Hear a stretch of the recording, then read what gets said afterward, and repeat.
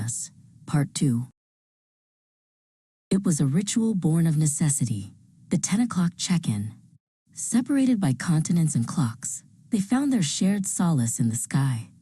Adia stepped onto her narrow balcony, the city haze barely obscuring the constellations she knew Arvind was tracking.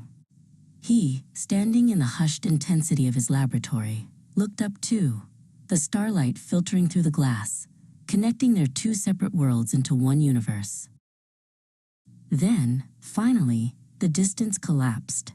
Standing side by side beneath a breathtaking meteor shower, a spectacle Arvind had timed perfectly for their reunion, the universe seemed to applaud their persistence. Adia turned, her eyes wide with wonder not just at the cosmic display, but at the man beside her. Arvind's reserved smile was the only light she needed. The conversation that evening was heavy with the weight of futures and logistics. It wasn't about if they could be together, but how. As Adia articulated the daunting practicalities, Arvind reached out, a quiet promise in the gesture. His hand rested firmly on her shoulder, grounding her worries against the vast, chaotic beauty of the celestial event above them. "This," Arvind murmured, drawing her hand into his gaze serious beneath the glare of the falling stars, "is inevitable, like gravity." Adia felt the certainty of his grip, stronger than any force that had tried to pull them apart. In that moment, holding hands under a rain of fire, they stopped calculating orbits and started planning their collision. The next day, they indulged in the simple normalcy that had been denied to them for so long. Sunlight streamed into the cozy cafe as they shared coffee and conversation, talking not of constellations and corporate mergers, but of mundane, joyful things. A favorite song, a ridiculous movie, the perfect croissant. This easy joy was the confirmation of everything they had fought for. A few months later, the plan was set in motion.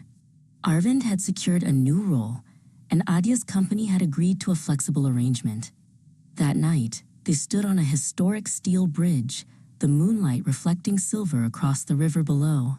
The bridge, now solid beneath their feet, mirrored the sturdy connection they had built.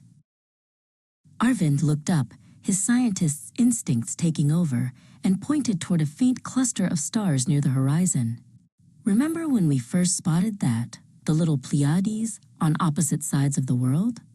We said it looked like a diamond necklace dropped in the velvet dark." Adia followed his gaze, remembering the shared texts and muffled excitement. She turned back, laughing softly, the memory sweet and poignant. He lowered his hand, his eyes refocusing on the only star that mattered now. They leaned in, foreheads almost touching, lost in the quiet certainty of their love, the culmination of all the miles, all the late nights, and all the longing that had defined their past.